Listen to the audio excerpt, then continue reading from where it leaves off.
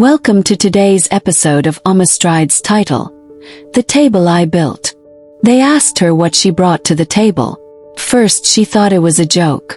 She almost laughed, the kind of dry chuckle that hides years of pain. But there was nothing funny about it. The room was quiet, the judgment in their eyes loud enough to drown her spirit. She looked around and realized no one in that room really knew what she had endured.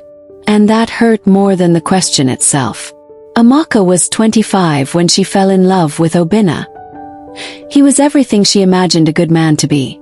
Intelligent, driven, God-fearing, soft-spoken, and just the right amount of romantic. When he proposed under the stars one calm Saturday evening, she had no doubt in her heart. She said yes before he even finished asking. Her friends called her lucky. Her mother wept tears of joy, and her father gave Obinna the firmest handshake he could muster. It was a union everyone celebrated. Their wedding was a dream. White lace, satin ribbons, dancing uncles, and aunties drenched in colorful osso abi. Amaka's smile was wide and genuine. She believed with every beat of her heart that love would be enough, that they would grow old together, raise beautiful children, build empires, and spend quiet mornings watching the sun rise. But life had its own script.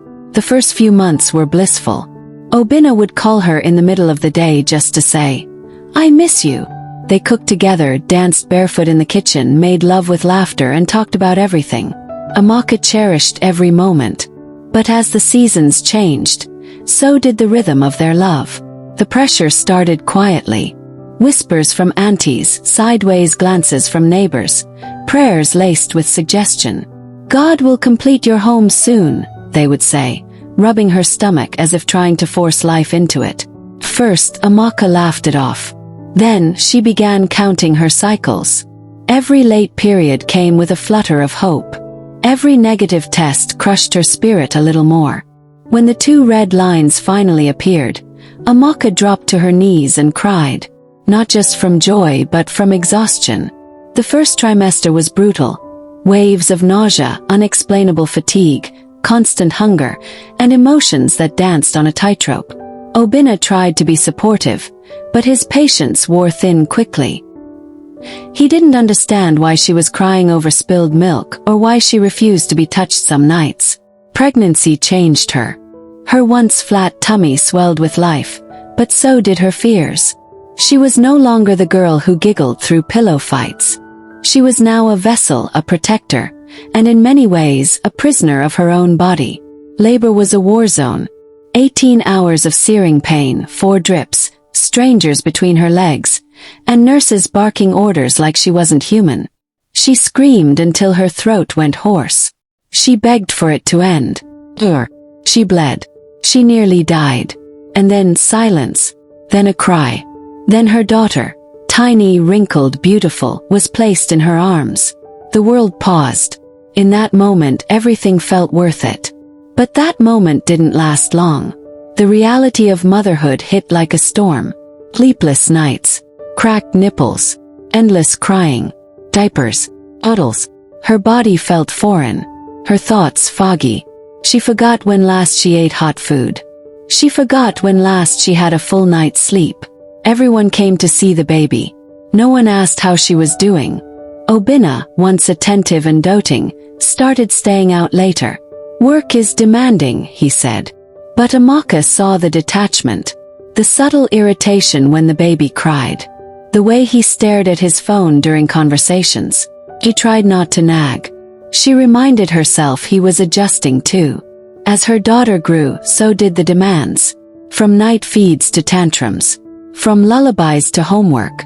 Amaka put her own dreams on hold. She had once wanted to work in tech, to become a software engineer. She had graduated top of her class. But now, her days were filled with burp cloths and school runs. Her LinkedIn profile gathered dust.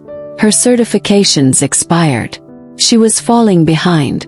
One day, she looked at herself in the mirror and wept. Her eyes were tired. Her hair was thinning. Her clothes didn't fit. Her smile was gone. She didn't recognize the woman staring back.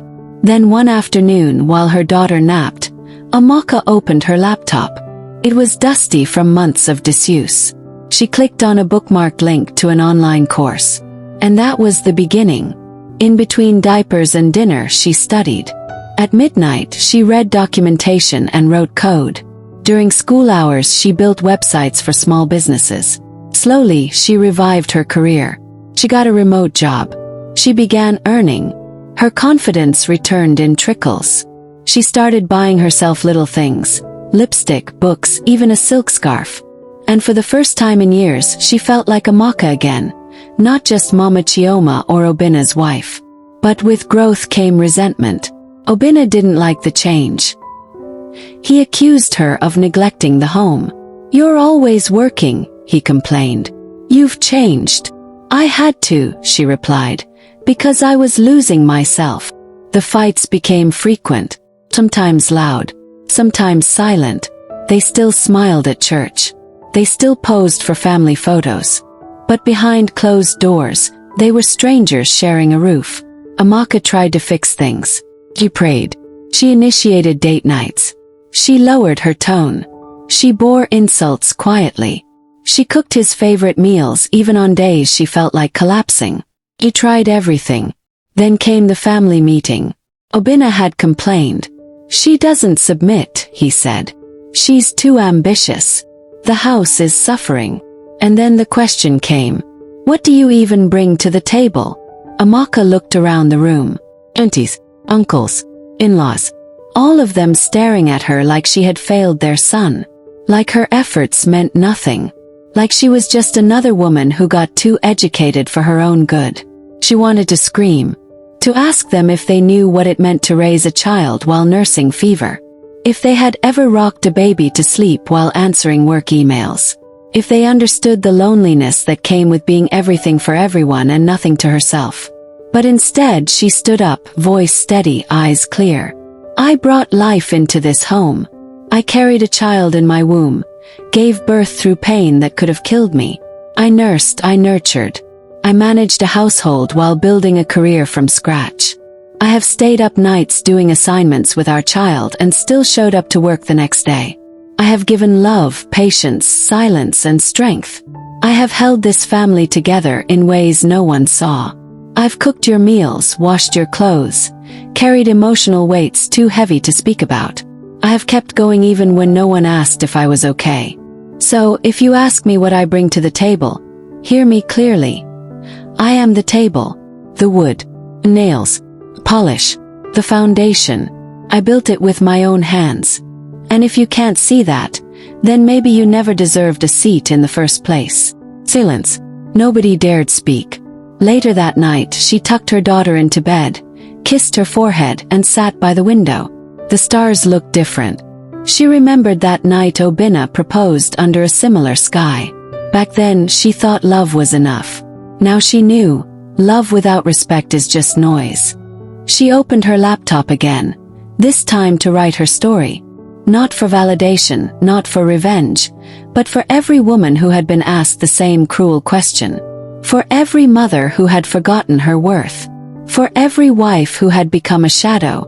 For every woman who had sacrificed so much and been made to feel like she brought nothing. And as she typed, her daughter stirred and whispered in her sleep, "I love you, Mama." Tears filled Amaka's eyes, but this time they weren't from pain. They were from pride. Because the world may have forgotten. The people around her may have been blind. But her child saw her. And that was enough.